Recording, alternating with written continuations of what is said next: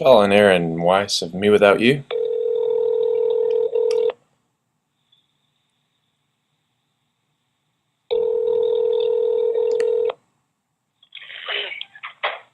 Hello? Aaron? Hi, Luke. Hey man, how are you doing? Hey, all right. How are you, brother? Doing good, man. Just want to see if I've got you at a good time here, or should I call back another time? No, it's perfect time. Great, man, great. It's good to finally touch base with you, Aaron. Thank you. Yeah, can we wait about 30 seconds or so? Yeah, absolutely. Okay, can I say a quick prayer before we start? Chat with the Blue Indian, man. We really appreciate it. We're big fans around here. Sure. Well, thank you for calling me. Absolutely. Aaron, dealing with bands of your stature, of Me Without You, we usually have to go through about 5 groups of people before we can actually connect with the band. And we definitely talked to several groups of people or several people to get in touch with you guys and never heard back. Then I get a random email from you humbly asking if we ever connected with anyone. It sort of shows the kind of dude you are.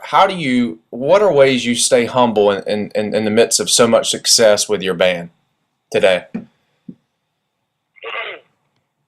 Well, I'm not sure I do. I was raised to believe in God and raised also to believe that humility is a quality of God, not a quality of a person. So it would be kind of backwards for me to start thinking of myself as humble, you know? Okay. If we start thinking, oh, this is how I stay humble, I do this and I do that, there's a sort of a lack of humility and a sort of a self-centeredness and a pride we can take in being humble or lowly. So I need to stay close to God and keep running to God and saying, you're the one who's truly humble. You're the one who's the only one who can keep me from all the arrogance and pride that I feel from letting that take over. Okay. That's good stuff. We could talk for hours on the aspects of humility, and it's good stuff. I just wanted to say this, and one of my personal favorite Me Without You songs, "In a Sweater Poorly Knit," which is off of a previous record. You go on a sort of chant, screaming in some versions of it, especially some of the live versions. "I do not exist, only you exist." Can you elaborate on this line, Aaron? No, not right now. That's another part of my upbringing. It's a prayer that I was taught. It's a powerful one, but one that I don't understand, and we might not do it justice for me to try to explain, except that maybe that it's experiential, something that we can fall into. But there again, the explaining of it might sort of undermine the meaning of it. So you'll have to forgive me. It's somewhat evasive and paradoxical, but nonetheless very real for me. Okay. Okay. So you're from Philadelphia, Pennsylvania, right? Is that correct? Yes, sir. Okay. Just kind of off base here. Have you ever heard of the Philly-based YouTube comedian Ed Bassmaster? I have to ask you that. I'm sorry. No problem. The question is fine, but I'm sorry that I have not heard of it. Man, look, obviously not the time now, but when we get off the interview, whenever you have some downtime and you're able to just kind of relax a minute, please do me a favor, go to YouTube and search Ed Bassmaster, EDBASSMASTER, and just be entertained for days. I mean, this guy is just hilarious. He's from Philadelphia, among the crap load of other people, but he just hilarious. He's got a good thing going. He's a comedian. He's a good guy, and he's just doing a lot of great things. Just kind of off base, where has nothing to do with Me Without You, but I had to just throw that out there just because I knew you're from Philadelphia. But okay, this is kind of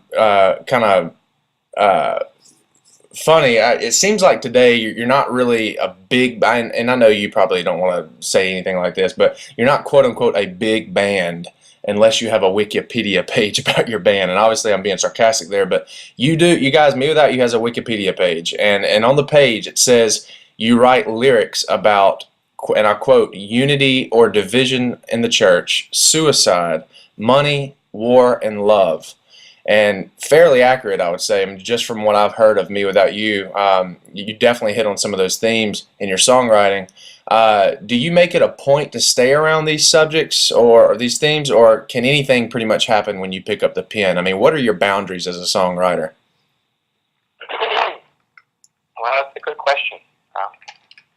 I never really thought of it in terms of boundaries, and less in terms of having a specific message or an agenda or something to convince anyone of. And more it seems like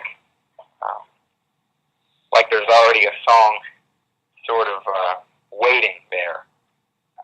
Maybe if you just zoom out from the timeline of chronological time that you say, looking at my life from above or as a whole, in a sense, everything I'm ever going to do is already finished. Is how it seems when I'm writing, say, one of these songs. It looks like it almost feels like the song is already completed. Mm-hmm. I just haven't realized it yet, or haven't found which words to put where. So to try to be a little more clear, there'll be a lyric that's written down on the paper, and just looking at it, it's very clear. That's not going to be the lyric. It's not going to end up as that. I don't know what it's going to be, but it's not that. And then time moves along, and maybe you try different ideas or set different things in there, and then they all, in some way or another, they feel fishy, or they feel artificial, or false, or manipulative, or trite and cliche and all that. And so you just keep waiting, or keep searching, and sooner or later the words come that have to be there. So, Aaron, as a songwriter, you have absolutely no interest in writing a song that's just going to be popular. Well, there's that. That's within me. It's of course we all know that the most popular things aren't necessarily the most artistic, or the most true, or the most respectable, or the most have the most integrity. Right. So there's very, very, very little, if any, interest in being a sort of a top 40 sort of a pop star or something like that. But there is definitely the temptation to being in a sort of in a backwards way.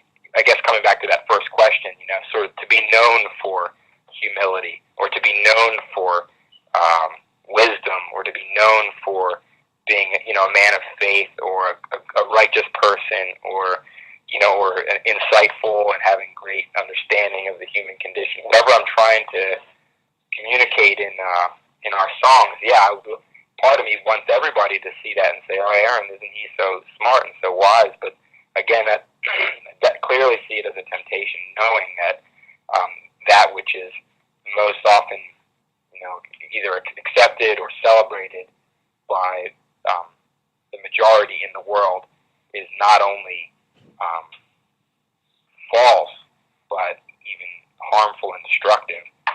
So the clearer part of me has no interest whatsoever in anyone listening to me, including you, or anyone who hears this interview.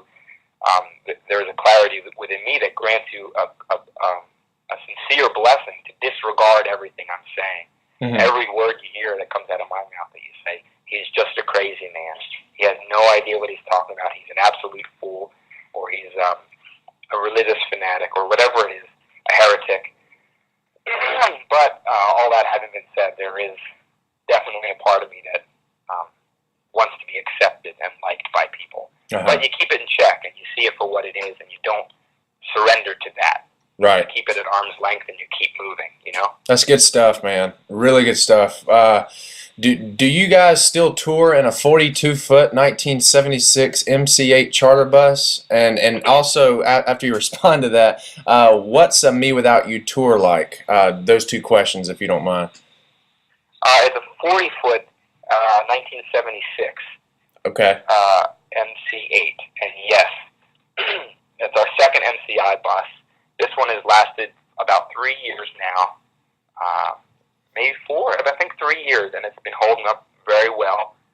It's a very good, sturdy bus.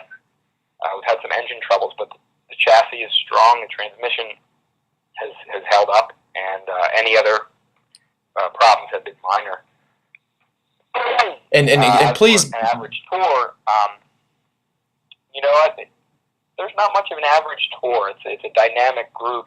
You know, as far as our interpersonally, we've had our share of drama in the past, and have had all kinds of tensions and soap operas that have played out within our little circle. But for the most part, they've sort of run their course as far as the major ones that we've kind of that have gone sort of unspoken, or all the elephants in the room have been pointed out, and so and a lot of the walls have come crumbling down between us that have kept us divided from one another, or competing with one another, or seeing, you know, for example, me seeing this other guy as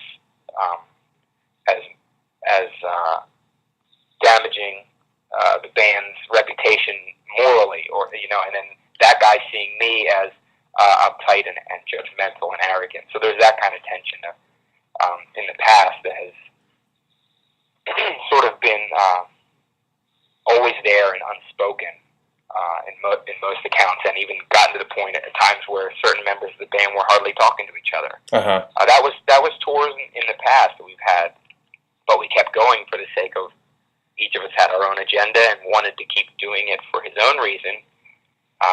But there was really no unity within the band. Right. And more recently, again, those walls have kind of come down, and there's been more of sort of a lightness to it, and more of a joy about it, and a real love that you can sense between us, even in difficult times.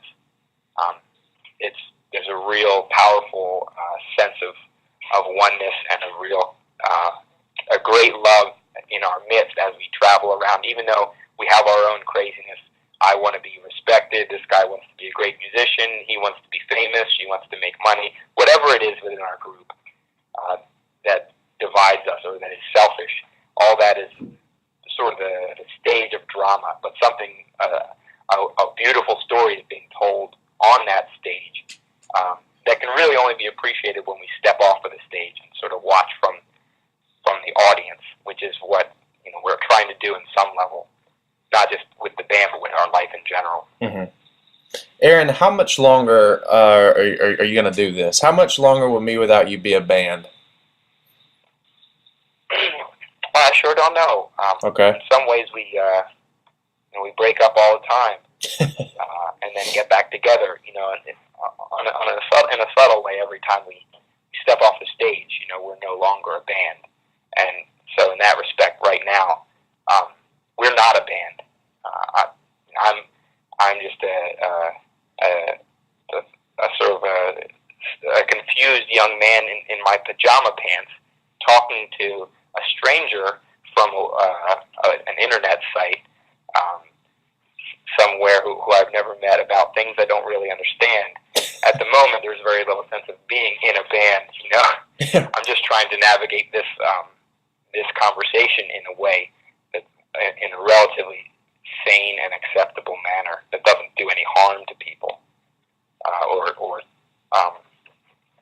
say anything that I'll end up terribly regretting.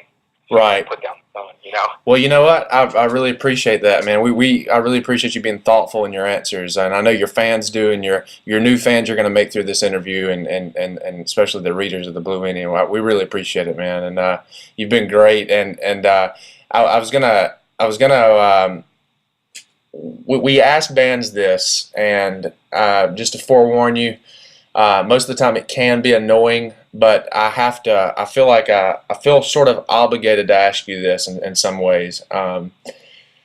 And so, gonna go forth with this. You you can take it for what you want. If you don't want to answer it, we can move right along. But would you place "Me Without You" in the Christian section of a music store? Well, first off, you don't have to hesitate to ask anything. Okay. You don't have to worry that if it's been asked before, or if it's too personal, or if you feel like it's inappropriate, and nothing like that. You don't have to worry about. Well, cool stuff. But in most of the times with questions like that, I'm not sure how to answer, except that's sort of I don't really accept, or maybe a better word is I don't really agree with the sort of the terms on which by which it's come to me. Mm-hmm. In other words, it's a perfectly legitimate question, because there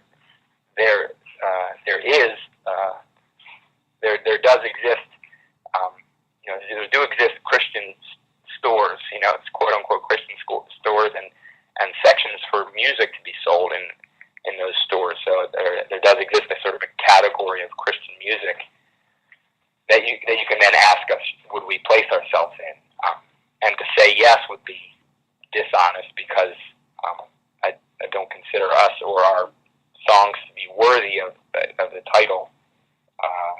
And to say no would be dishonest, because it's well. Let me put it another way. I don't really understand what it would really mean to put out, for example, a Christian CD. Given that the central call, as I understand it, of Christ was to die, to come and die, to come and give up our life, and to give up everything that we are and everything that we cling to, and all of our plans and all of our identity and all of our possessions and all of our family and all of our hopes and dreams and all this, all of our expression and talent and everything, to surrender all that. And then whatever God does with it is fine. But the sense is that not having done that, we've instead sort of written songs about that, and then marketed it. So to try to put it more straightforward,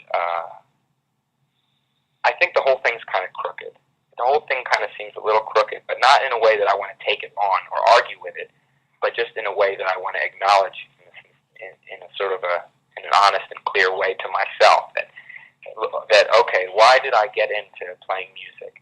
Was it done in the wake of surrender to Jesus? Well, no, it was done because I wanted to play music. I wanted people to look at me on stage and respect me as a lyricist and as a dancer, and it was done because I wanted to meet women and kiss them.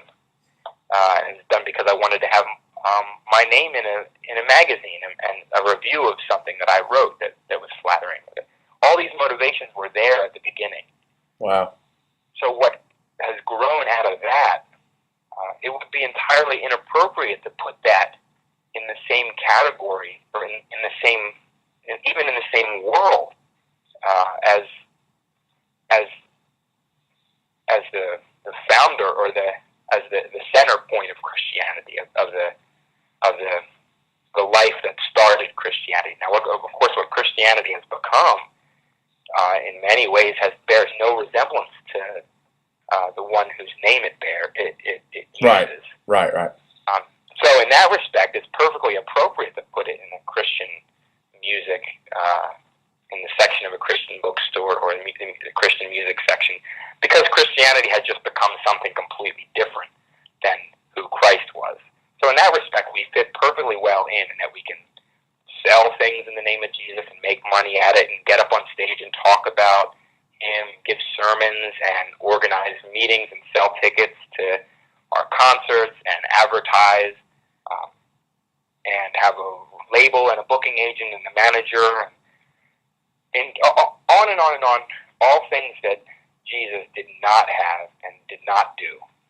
So as long as we come to terms with the fact that Christianity has no necessary connection to Christ, then yeah, it's completely appropriate to put it there. Now, is it appropriate to say that our music is truly in the name of Christ or to His glory? No, that would not be appropriate. Got you, man. Good stuff. Aaron, a lot of fans have emailed questions. I actually put up some sort of proposal, I guess, saying, send me questions for Me Without You, Aaron Weiss. I got an interview with him. A lot of the fans, and I got a lot of questions, and this may irritate you. I don't know, but the new record, they have a lot of questions about this new record. Obviously, you use the word.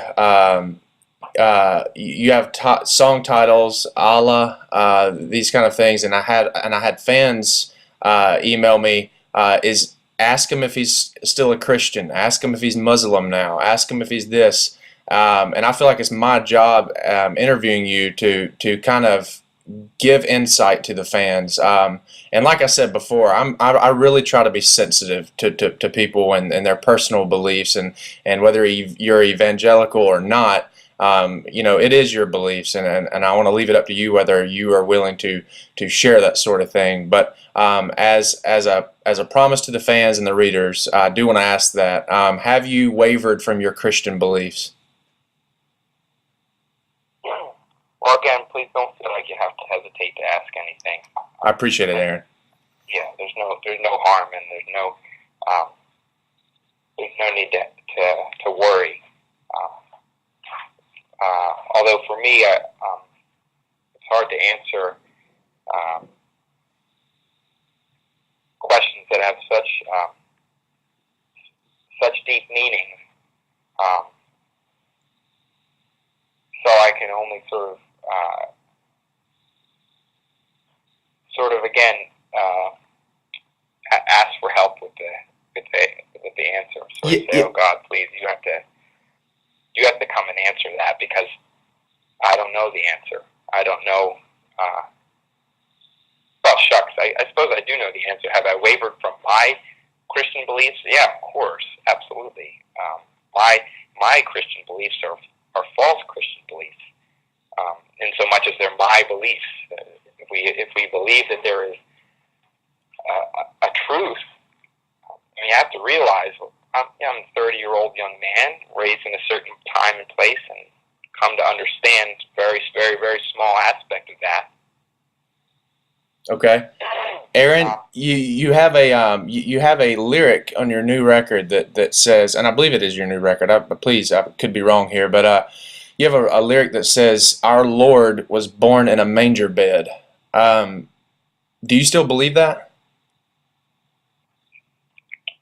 Sure. Yeah. Well, the thing is, really the problem is that you get a sense that the reality of what all this is pointing to is so much better than what we understand, and so much more beautiful, and so much more real than what than the feeling I get when people are trying to validate what they already believe. So if someone, for example, considers himself to be a Christian and says to me, "Well, are you a Christian still, or what's this?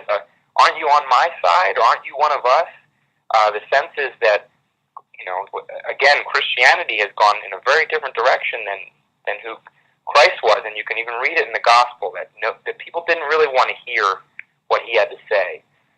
In other words, he'd be preaching a sermon, and by the end of it, in certain cases, there was practically nobody left. Like nobody really wanted to hear it. It wasn't something that became he wasn't someone who was very popular in his day, as we know. So the sense is that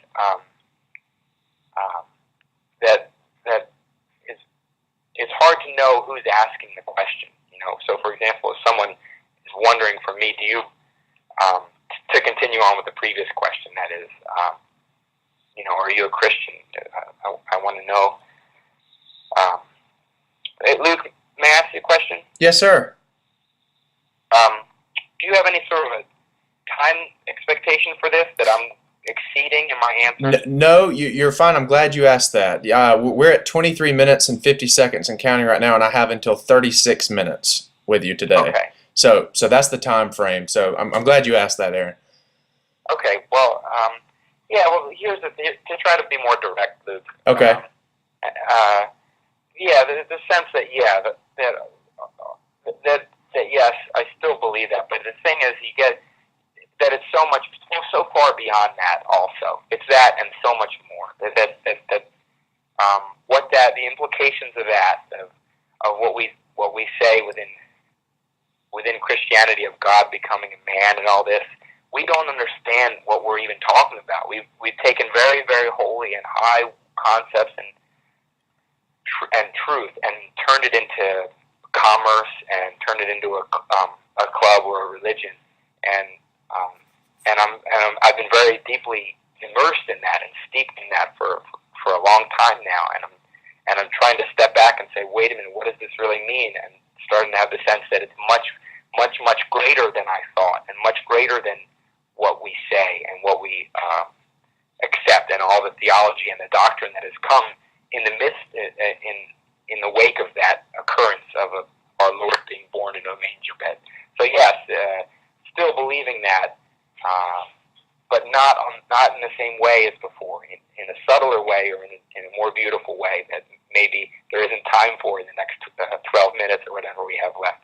But thank you for the question. Again, don't hesitate to ask, but I don't know how to answer these questions at this point in my life in a satisfactory way, because I don't really know who's asking, I don't know who's listening, and I don't know the heart of anyone. Okay. So I try to play it safe most of the time these days and stay quiet and listen for a time. But during an interview, it's a little difficult to do that. Right. Okay. I'm going to ask one final question, and we're going to move on from this. It's a little.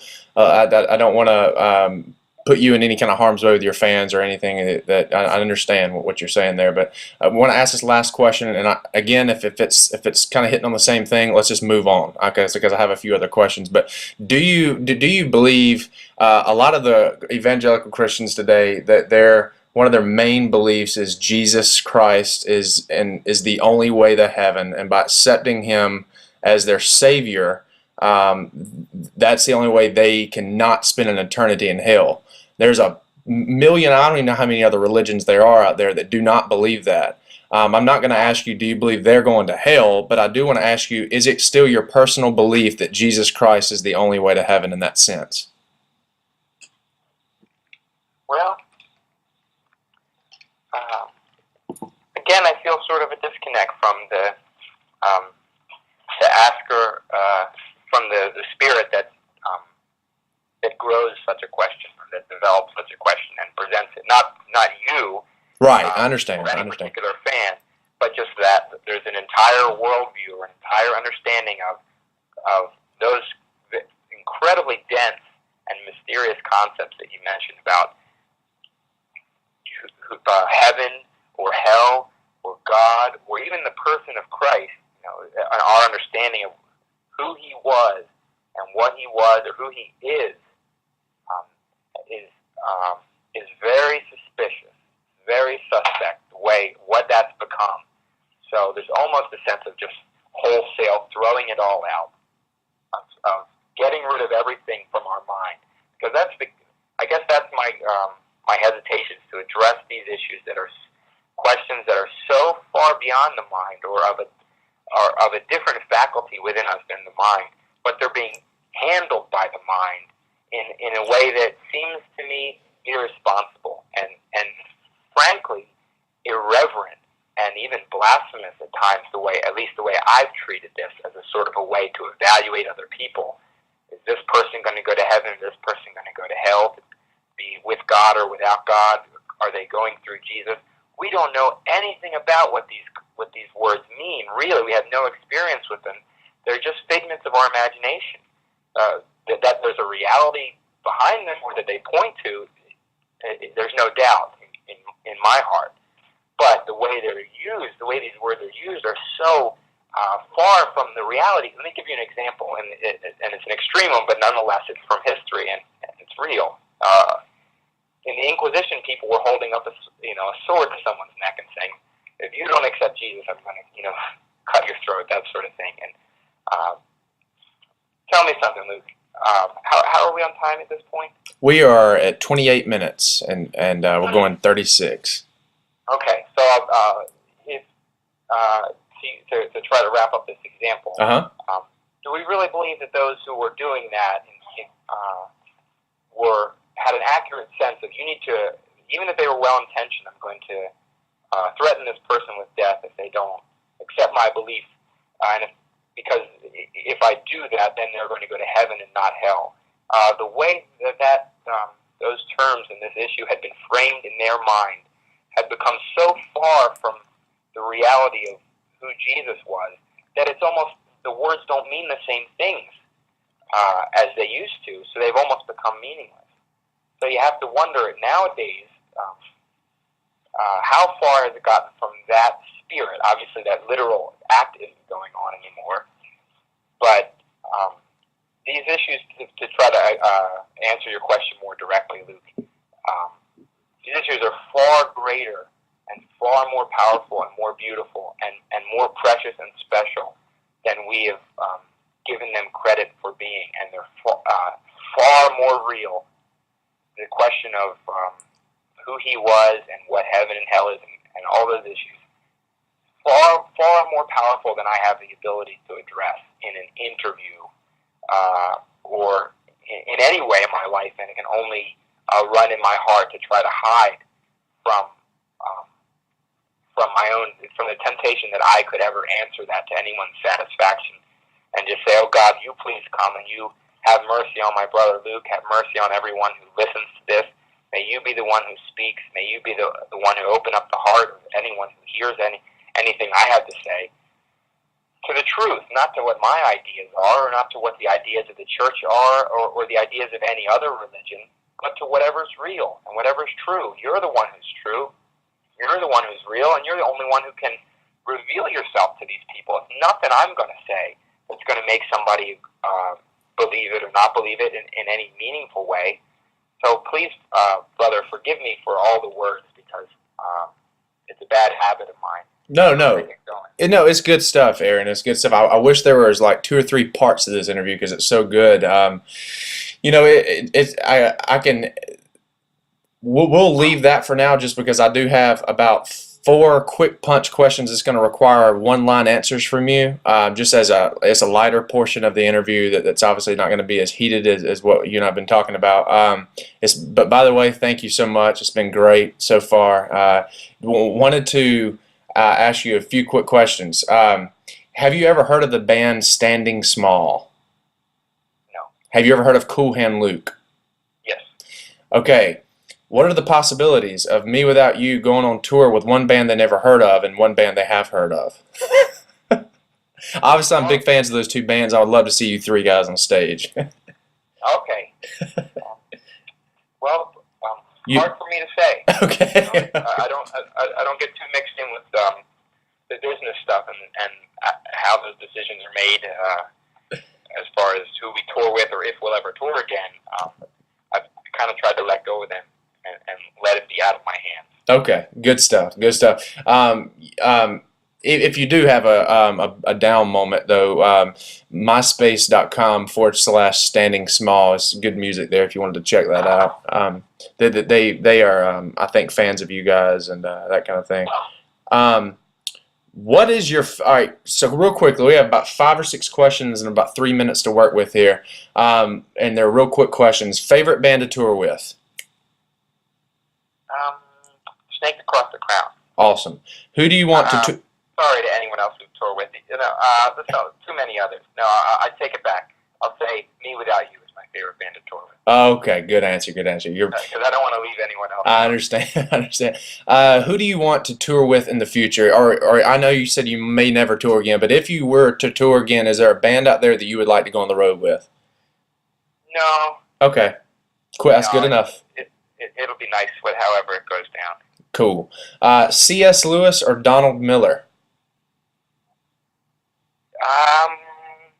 I guess C.S. Lewis. I never read anything by Donald Miller. Okay. MTV, VH1, or neither? Neither. Okay. Favorite pastime?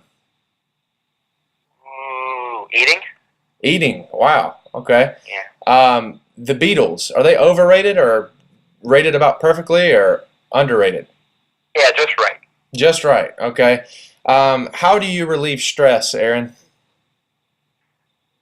Oh, sometimes just by looking, uh, sort of taking stock, or looking inside and saying, what is it that's causing this stress? What is it? What is it? Is it some sort of unfulfilled desire for this young lady, or some kind of a frustration with an aspect of my life? Is it anger towards someone in my family? What is it? Like looking for the source of the stress, just looking around, sort of exploring Okay. within, and then you find it. You'll inevitably find it, and it's never too flattering because it's always petty.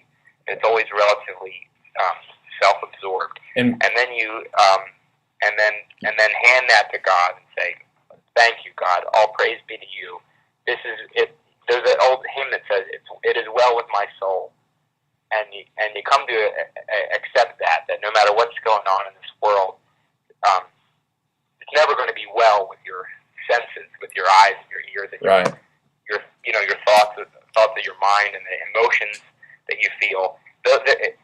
Your experience in this world is never going to be completely satisfactory to those faculties. But if you believe in the soul, or if you believe in something that's like an eternal, pure light from God that lives within you, you just go in search of that. Uh-huh. It's almost like if it's sleeping, you just give it a nudge, or you shake it. You say, "Wake up, soul."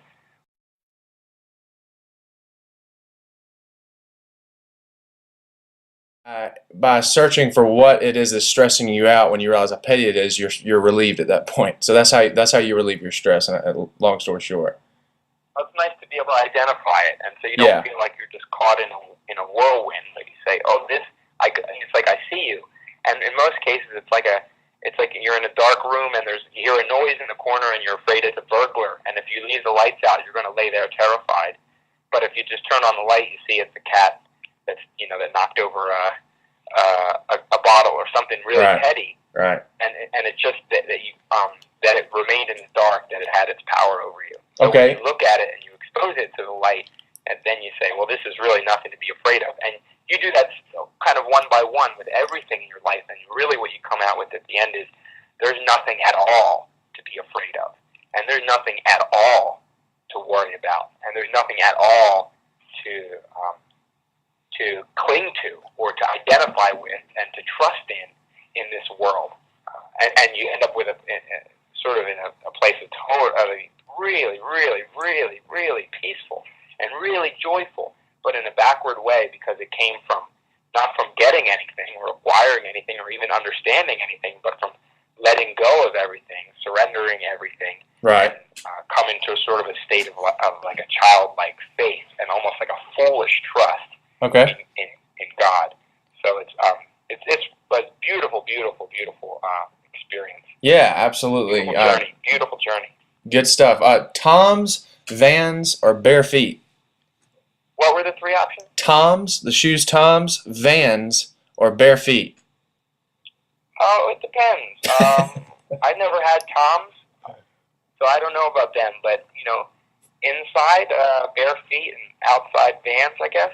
Okay. Okay, that's awesome. But I guess I don't know about all the politics and the ethics of Toms versus Vans. That's over my head, but I'm just telling you that I have owned several pairs of Vans, and I've never owned a pair of Toms. Okay, cool. It's funny how we're going from straight heated philosophy and religion to what shoes you wear. I love this. Lastly, Aaron, and then we're done here. If you were not a musician, what would be your occupation? Were you an English major? Yes, sir. Okay, I am too, man. I just graduated with an English degree. I can kind of tell by your conversation that you either had something to do with the humanities. So would you be an English teacher if you were not in a band or didn't have the platform that you have now? Well, You don't know. at present, I'm back in school. Really? Okay. Studying more about education. So Well, that's whether cool, or not I man. ever use it for a career, we'll see. But it is more sort of a more stable and sustainable and modest pursuit than I want to be in a band and up on stage and having everyone pay attention to me, and the kind of ego trip that particularly carries with it. You know what I mean? Right. your last question, Aaron, and I'm just gonna just let you end on this. Aaron, are you at peace today? Oh, Luke. Um, no, no, not entirely. No, no, no, no, no. There's a sense of Aaron. You know, you pose the question to Aaron, and there's not no expectation that character is ever going to be at peace. Um, but that there is someone within me who is peace, doesn't experience peace or feel peace or find peace, but that is peace. And the journey seems to be a transition from being Aaron to falling into that peace, becoming that peace, and leaving any concern for or concept or trust in, you know, in Aaron behind. So you have to please forgive me. But no, as long as I'm Aaron, there is no real prolonged feeling of peace for me. Well, one thing you are, Aaron, is you're honest, you're real, and you're not afraid to express that. And just wanted to thank you for that, for this interview. Well, thank you, brother, and please forgive me if anything I said was too wordy or convoluted. It's a grace to hear from you. You ask very beautiful questions and very helpful to me to experience my own lack of clarity about some of them or hesitation to answer in a direct way. But you don't ever have to hesitate to call back or write another email, even if it's not for this interview, or anyone who hears this, interview. If you were one of the folks who asked those questions, you can always ask me that too. If you see me, you don't have to hesitate to ask me anything. But you'll, of course, forgive me if I don't know how to answer. I understand.